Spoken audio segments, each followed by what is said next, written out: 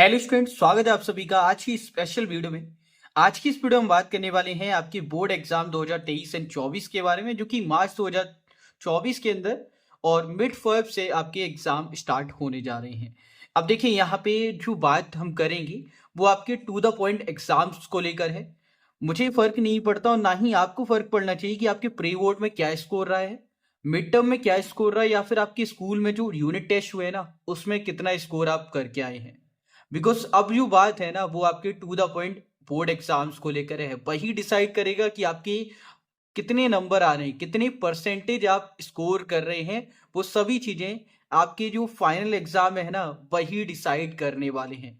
तो आप जो अभी एग्जाम दोगे ना उसी के मार्क्स आपका पूरा जो रिजल्ट है ना उसको डिसाइड करेंगे। बिकॉज ना प्री बोर्ड के नंबर आपके लग रहे हैं, ना मिड टर्म के, ना ही आपके जो यूनिट टेस्ट हो रहे हैं उनके नंबर कोई काम आ रहे हैं आपके बोर्ड में। बस वो एक प्रकार से प्रैक्टिस सेशन है जो आपको तैयार कर रहे हैं कि भाई बोर्ड एग्जाम आपको ही खेलने हैं।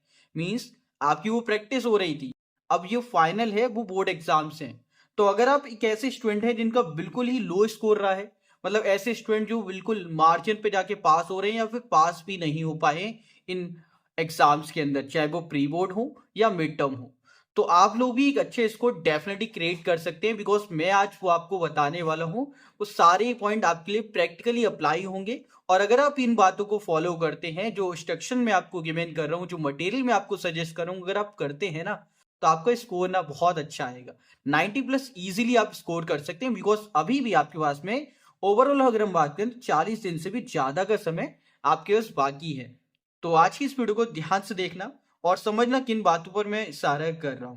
देखो, अगर आप एक ऐसे स्टूडेंट है जिनका स्कोर एवरेज रहा है तब भी कोई दिक्कत नहीं है। अगर आप एक गुड स्कोर है तब भी आपको देखनी है। बिकॉज इन स्टूडेंट्स के लिए तो ज्यादा ऐसी सिचुएशन बन जाती है कि सबसे ज्यादा दिक्कत इन्हीं दो कैटेगरी में आती है। एक कि आपने प्री बोर्ड में बहुत अच्छे स्कोर कर लिया, मिड टर्म में तो आपको एक ना, एक कहते हैं ना चने के झाड़ पे चढ़ा देना। ज्यादातर बच्चे आपसे पूछने लगे, आप क्या होते अपने आप में ही खो जाओ कि यार अब तो हमने बहुत अच्छे स्कोर कर लिया, तो कहीं ना कहीं जो मेन एग्जाम है ना भटक सकते हो। तो वो चीजें नहीं करनी। अभी जो एग्जाम हुआ है ना वो फाइनल नहीं था, उसकी कोई वैल्यू नहीं है। अब जो एग्जाम आएंगे ना बोर्ड एग्जाम, वो मायने रखेंगे आपके लिए कि आप एक गुड स्कोरर पे जा रहे हो या फिर कहीं एवरेज या लो पे जा रहे हो। तो इन बातों को विशेष तौर पे ध्यान रखना। अगर कोई स्टूडेंट प्री बोर्ड के स्कोर से बहुत ज्यादा खुश होकर एक्साइटेड हो रहा है कि यार अब तो तैयारी इजीली हो जाएगी, तो ऐसा नहीं करना। अपनी तैयारी को बिल्कुल भी ड्रॉप नहीं करना है, क्योंकि आपका लक्ष्य बोर्ड एग्जाम होने चाहिए। और अगर आप एक लो स्कोरर हो और टेंशन में हो इस बात से कि यार बहुत बेकार एग्जाम्स गए हैं, अब तो वाट लगने वाली है, तो ये पहले तो ये टेंशन का जो आपका लेवल है ना उसको डाउन कर दो।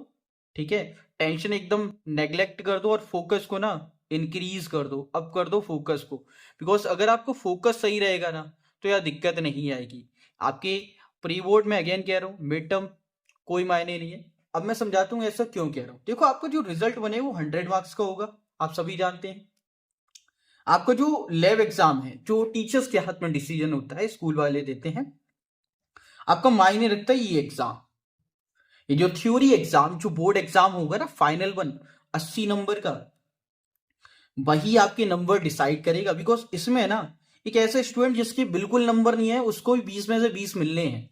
लैब वाले में मैंने जितनी भी मार्कशीट देखी है ना, सब में 20 में से 20 दिए गए। किसी भी स्टूडेंट को 20 से कम नहीं दिए गए, चाहे उसके 33 नंबर आए हो, 35 आए हो या 95 आए हो, सभी को इतने ही नंबर दिए गए। तो इसमें तो आपको 20 में से 20 मिलेंगे। अब बचे 80 नंबर, इन्हीं में आपको स्कोर करना है कि 80 में से अगर आप 90+ सोच रहे हो तो यार आपके 70+ आने चाहिए। अगर आप 80 का सोच के चल रहे हो तो पहली बात तो 80 का सोचो ही मत। ये सोचो कि यार ये 80 नंबर है ना, यही हमें फोड़ने हैं। 80 में से कम तो 75+ होने ही चाहिए। आप 80 का टारगेट रखो, बाकी तो ड्रॉप डाउन होगा उससे फर्क नहीं पड़ेगा, बट टारगेट आपका यही होना चाहिए, इससे कम तो सोचना ही नहीं है। ठीक है, अब मेन बात आती है कि ये अचीव कैसे होगा। हमारा तो एकदम एवरेज स्कोर रहा है, हम तो एकदम मार्जिन पे पास हुए हैं, चाहे वो मिड टर्म हो या प्री बोर्ड हो। स्कूल वालों ने टेंशन दे दी कि यार तुम मिड टर्म में कुछ नहीं कर पाए, प्री बोर्ड में कुछ नहीं कर पाए, अब तो फेल हो जाओगे, एक अच्छा स्कोर तुमसे होगा ही नहीं। तो यार उन सब बातों को करो साइड। अब मेरी बात सुनो जो आपको फॉलो अप करनी है। देखो, दो तीन चीजें हैं जो आपको बहुत ज्यादा डाइवर्ट भी करेंगी, और 2-3 चीजें ऐसी हैं जो आपको बिल्कुल ही, अगर आप पकड़ के चलते हो तो दिक्कत नहीं होगी। अब वो क्या है वो समझो। देखो, कई सारे लोग ना अब आपको ज्ञान देंगे कि यार ये फॉलो करो वो फॉलो करो। आपको कुछ जो सटीक चीजें है ना वही फॉलो करनी है, क्योंकि मैं अपनी स्टडी जो बता रहा हूँ साथ ही साथ उन स्टूडेंट्स की बता रहा हूँ जो एक अच्छे स्कोर फोड़ते हैं, उन्हीं की भी बता रहा हूँ। देखो, मैं खुद टॉपर रहा हूँ, बाकी स्टूडेंट भी आप में से काफी सारे हैं जो टॉपर रहे होंगे, और टीचर्स ने जो बताया वो भी मैं आपके साथ में शेयर कर रहा हूँ। देखो, पहली बात यार, आपको किसी भी एबीसीडी पब्लिकेशन के चक्कर में बिल्कुल भी नहीं पढ़ना, चाहे कोई भी पब्लिकेशन हो। इन बुक्स को अभी आपको नहीं छूना है। ये आपका ना टाइम बहुत ज्यादा कंज्यूम करने वाली है, और इसका रिजल्ट ना कुछ भी निकल के नहीं आएगा। रीजन, बहुत सारी बुक्स में ना आप कंफ्यूज हो जाओ ये एक्चुअली पढ़ना क्या है। देखो, कहते हैं ना पेरेंट्स को कभी नहीं छोड़ना चाहिए, एनसीईआरटी को बिल्कुल मत छोड़ना। एनसीईआरटी को करने के तरीके अलग अलग हैं, बिकॉज एनसीईआरटी डिफिकल्टी लेवल पे भी जाती है और बहुत ही इजी लेवल पे भी जाती है। तो इसे करने का तरीका समझो। अगर आप एक एवरेज स्टूडेंट है या लो कैटेगरी के स्टूडेंट है तो आपको कैसे करना है। एनसीईआरटी में ना एग्जाम्पल्स होते हैं, हर एक चैप्टर को स्टार्ट करने एग्जाम्पल पे फोकस करना है। और देखो, मान लो यार आपको नहीं आ रहा, सभी, इनफैक्ट बहुत सारे यूट्यूबर्स, बहुत सारे यूट्यूबर्स ने वीडियोस बनाई है एनसीईआरटी को लेकर। आपको बहुत अच्छी वीडियोस मिल जाएंगी। जो भी टीचर्स की वीडियो आपको पसंद लगती है, अच्छी आती है, समझ आती है, उसे आप देखो, उससे सीखो और अपनी एनसीईआरटी को कवर करो। आपका मेन काम होना चाहिए एनसीईआरटी को पूरा कंप्लीट करना।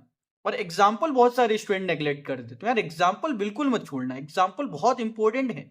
आपके एग्जाम में कई बार डायरेक्टली एग्जाम्पल पूछ ले जाते हैं, तो एग्जाम्पल बिल्कुल नहीं छोड़ने। आप सभी को, चाहे आप टॉपर हो, टॉपर हैं तो यार आपको पता ही होगा एग्जाम्पल का कितना महत्व है और एनसीईआरटी का कितना महत्व है। अगर आप एक लो कैटेगरी स्टूडेंट है यार, ये मत छोड़ो। पहले नंबर आपका ये होना चाहिए एग्जाम्पल करना, ठीक है। दूसरा नंबर एनसीईआरटी की एक्सरसाइज करते जाओ, ठीक है। और ये चैप्टर वाइज हो तो बहुत अच्छा रहेगा। आप टारगेट करो यार, पहले एक चैप्टर किया, फिर दूसरा, तीसरा। और देखो, इसको लेकर ना मैं आपके लिए बहुत ही एक अच्छी चीज बना रहा हूँ, जिसमें मैं आपको इंपॉर्टेंट क्वेश्चंस कराऊंगा चैप्टर वाइज। ना केवल क्वेश्चन कराऊंगा बल्कि आपसे करवाऊंगा। मैं आपको क्वेश्चंस दूंगा, उनके सॉल्यूशन आपसे ही पूछूंगा, बाद में मैं पीडीएफ के जरिए उन सॉल्यूशन को दूंगा, जिससे आप चेक करें कि आपने सही किया है या फिर नहीं। और प्रैक्टिस करोगे ईमानदारी से तो आप एक अच्छे स्कोर की ओर बढ़ते नजर आओगे, ठीक है। हम स्पेशली फोकस करेंगे मैथ्स को लेकर, साइंस को लेकर, और एसएसटी को लेकर, और इंग्लिश को लेकर मैं स्टडीज बताऊंगा और क्वेश्चंस आपको प्रोवाइड करूंगा, जो पीडीएफ माध्यम से भी होंगे, एक्सप्लेनेशन भी होंगे, जो आप लोग कर पाएंगे। अब देखो, आप लोगों को अभी जो फॉलो करना है, बिकॉज आपके सामने टाइम भी है, उसे भी देखना है।